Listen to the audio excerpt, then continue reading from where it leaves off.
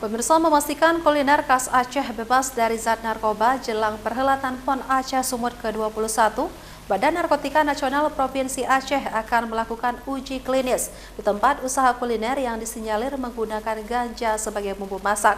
Langkah yang diambil BNNP Aceh pun viral di media sosial.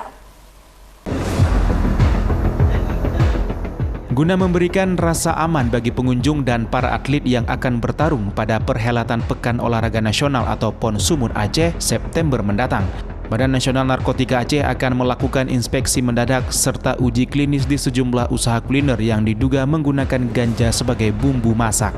Langkah ini dilakukan guna menghilangkan stigma negatif di masyarakat luar Aceh bahwa beberapa kuliner di Provinsi Aceh mengandung ganja untuk menambah cita rasa.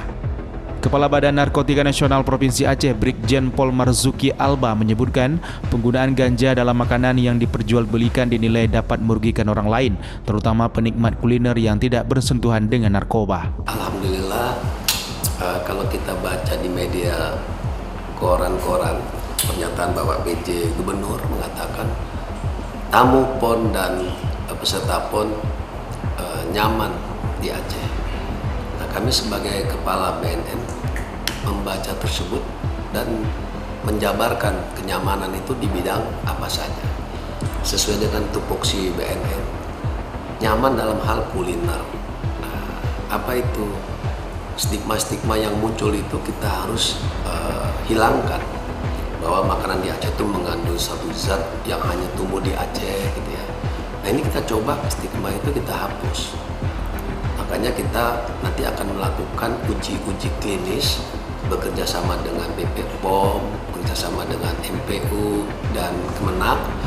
Itu nanti melaksanakan uji klinis di beberapa tempat yang dinyatakan oleh media juga, media sosial, bahwa di sana mengandung zat yang diprediksi ganja.